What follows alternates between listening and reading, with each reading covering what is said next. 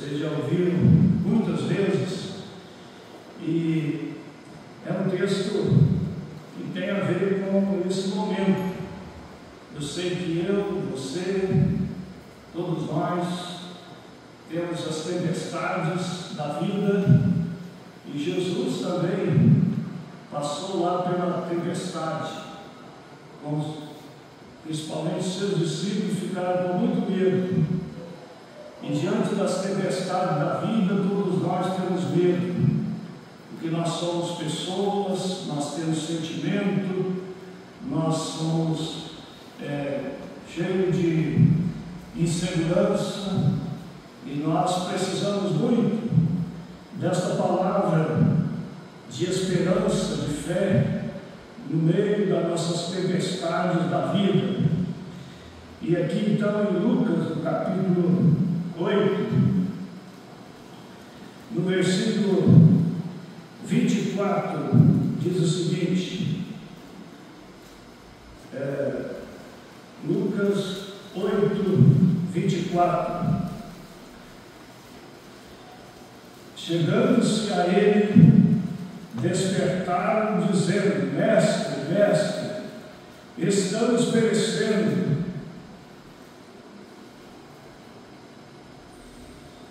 Despertando Jesus, respondeu, repreendeu o vento e a fúria da água. Tudo cessou e veio a bonança. O contexto, nós sabemos, é aquele contexto onde Jesus está cansado, como ser humano, como Deus homem, e ele, depois de muitas lutas, muitas dificuldades, eles vão atravessar aquele lago, e de um lado para o outro, e Jesus então deita ali, recosta, deve ser muito conforto, e tem aquele sono que não foi tão longo assim, mas de repente acontece aquela tempestade, e Jesus agora é acordado, é chamado pelos seus discípulos, e os seus discípulos dizendo: Mestre, Mestre, estamos perecendo. Quem estava dormindo não estava sabendo de nada, verdade? Quem estava fora do contexto, da realidade, não estava percebendo o que estava acontecendo ali. Mas Jesus levanta para dizer uma palavra, e essa palavra de Jesus aqui é uma palavra que demonstra o poder de Deus sobre a natureza. Quando ele fala, o vento cessa. Quando ele fala, as águas se acalmam. Toda tempestade é resolvida através da palavra do Senhor Jesus. Meus irmãos, se nós seguirmos um pouquinho mais nesse contexto, nós vamos ver que logo depois que eles chegam do outro lado, eles encontram na terra ali do Gerazeno um homem que andava nu, endemoniado, e aquele homem chega para Jesus e fala com Jesus que ele não poderia estar perto dele perturbando, porque ele tinha uma legião de demônios. E Jesus então diz uma palavra e liberta aquele homem, e através da palavra de Deus o demônio e a legião toda sai, e esses demônios não querendo ficar ao léu, ele pede para entrar nos porcos que ali estão, e Jesus então permite que eles entrem nos porcos, dando um grande prejuízo para o dono dos porcos. Mas pela palavra de Jesus, assim como a tempestade acalma, os demônios saem, e as pessoas são libertas por causa da palavra de Jesus. Olhando um pouco mais, nós vemos Jesus, que é chamado por Jairo para ir à sua casa, porque a filha está à morte. E Jesus então começa a caminhar na direção da casa de Jairo, aquele chefe da sinagoga. E falando isso aqui rapidamente para os irmãos entender o contexto, no caminho ele encontra uma mulher que há 12 anos tem uma hemorragia, e aquela mulher toca, porque ela dizia: se apenas eu tocar nas suas vestes, como o primeiro cântico que nós cantamos aqui no culto desta noite, se eu apenas tocar nas suas vestes, eu vou ser liberta desta enfermidade. E agora Jesus não diz uma palavra para aquela mulher, porque ele não sabia quem, mas ele dá uma palavra para os discípulos, para as pessoas que estão à sua volta. E Pedro fala assim: Senhor, todos te empurram, todos te espremem aí no meio da multidão, você quer saber quem é que te tocou? E Jesus fala: de mim saiu virtude. E naquela confusão de palavras, Jesus mostra o seu poder, apenas de ser tocado nas orlas das suas vestes. E agora chega alguém para dizer assim, no versículo 49, assim: não incomode o mestre, não precisa mais de Jesus ir à casa de Jairo, porque a menina morreu. E Jesus chega lá e diz uma palavra e chama a menina em alta voz. Versículo 54: entrando ele, tomando-a pela mão, disse-lhe em alta voz: menina, levanta-te. Voltou no espírito, e ela imediatamente se levantou, e ele mandou que lhe desse de comer. Meus irmãos, assim como a palavra de Jesus teve poder sobre a tempestade, a palavra de Jesus hoje, escrita no livro sagrado, é a mesma palavra de poder, de graça, de mudança, de transformação que nós temos. Em nome de Jesus nós podemos dizer com a mesma autoridade, como servos e servas dele, e as coisas acontecem, os milagres acontecem, porque Deus é Deus de sinais e maravilhas. Deus é o Deus que é o mesmo ontem, hoje e será eternamente. É o Deus que, agindo, ninguém pede. É o Deus de toda a graça, de toda misericórdia. E Ele é o Deus do texto que nós encontramos lá em Hebreus, no capítulo 5, no versículo de número 7 em diante. Hebreus 5, 7.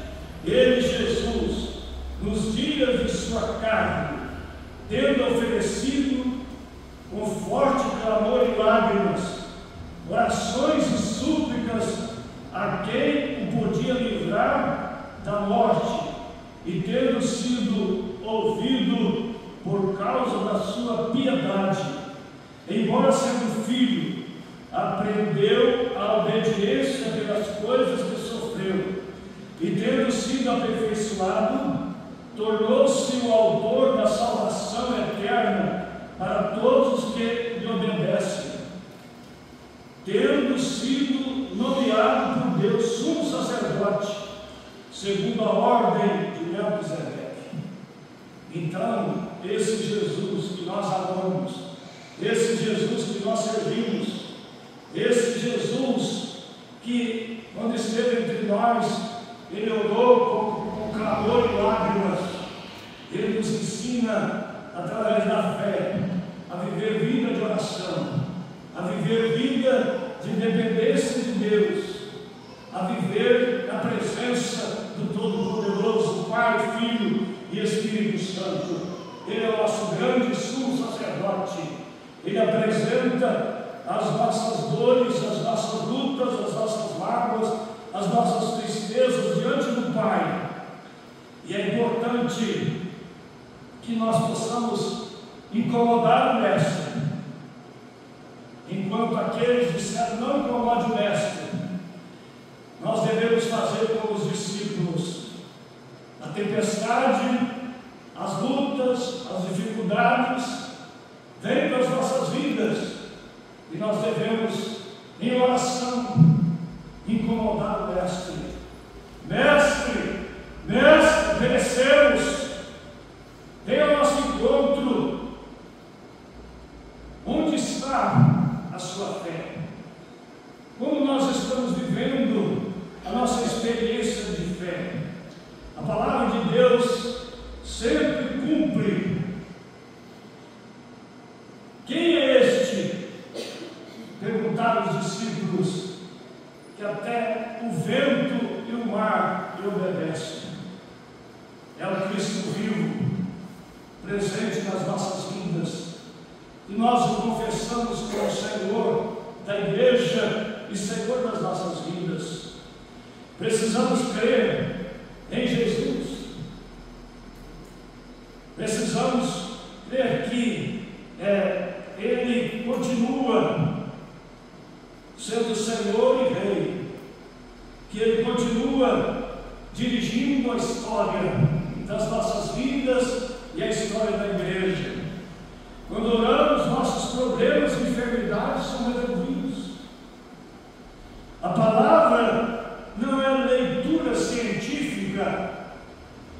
Tem muita gente que pega essa palavra aqui e lê como se fosse um livro de histórias, um livro de contos. Mas isso não tem nada a ver com ciência, tem a ver com fé. Assim como Ele fez no passado, Ele faz hoje e vai continuar fazendo no futuro. Ele é o Deus dos milagres. Portanto, nós precisamos desfrutar desta palavra e viver isso dentro do sobrenatural de Deus. Se tem uma igreja pentecostal, é a igreja presbiteriana. Se tem uma igreja que crê nos milagres, nos sinais e maravilhas, é a igreja presbiteriana. Porque Calvino escreveu mais sobre o poder do Espírito Santo, livros sobre o Espírito Santo, que qualquer outro teólogo que já viveu. E nós não estamos como sonhadores alucinados. Nós temos uma fé firme e inabalável. Nós temos um fundamento nesta palavra de Deus. Por isso nós precisamos pedir, orar pela palavra de Deus, embasados na palavra de Deus, tendo essa experiência da quarta dimensão. Qual que é essa quarta dimensão? É a dimensão onde a medicina não entra, onde a ciência não entra, onde os ensinamentos humanos não entram, onde os milagres, os sinais e maravilhas acontecem porque nós somos amados do Senhor, cuidados pelo Senhor, cheios da graça de Deus, cheios do poder do Espírito Santo. Jesus governa todas as coisas, Ele controla o ambiente. Se estivermos firmes na palavra, nós vamos perceber essa soberania de Deus controlando todas as coisas. E como nós já aprendemos desde lá na escolinha, não cai na folha da árvore se não for do querer de Deus. Ele cuida de todas as coisas. Tem momentos na vida que nós pensamos que Deus esqueceu de nós. Tem momentos na vida que parece que está dando tudo errado. Daí a pouco nós vamos compreendendo o cuidado, o sustento, a graça de Deus, o amor de Deus, a alegria de Deus. Então, é preciso que nós entendamos que esse Jesus que nos comprou, esse Jesus que nós estamos servindo, esse Jesus da palavra é o Todo-Poderoso. Esse Jesus é o Deus, é o Logos, é a palavra encarnada, e agora Ele nos deixou a palavra revelada, a palavra de poder, para que nós aprendamos a dizer aquilo que Ele quer que nós digamos, e isso trará resultados tremendos. Crer em Deus, seguir a palavra, estudar a palavra, termos um coração obediente à palavra, sermos obedientes ao Espírito Santo. Então temos uma fé inabalável, e o Espírito Santo nos ajuda a ter mais fé. É o Espírito Santo que nos ajuda a ter fé. E tem momentos que nós não podemos orar. Nesses momentos difíceis que nós estamos passando, tem momentos que você precisa dos ajudantes de oração, das pessoas que nos sustentam de oração. E como diz o apóstolo Paulo, tem momentos que nós não temos nem palavra, mas tem o Espírito Santo que geme, que intercede por nós, intercede ao Pai com gemidos inexprimíveis. E é isso que nos sustenta, esse poder do Espírito Santo que mora, que habita em nós. Então nós precisamos viver pela fé, ter uma fé invencível, só quando ouvimos e praticamos a palavra de Deus.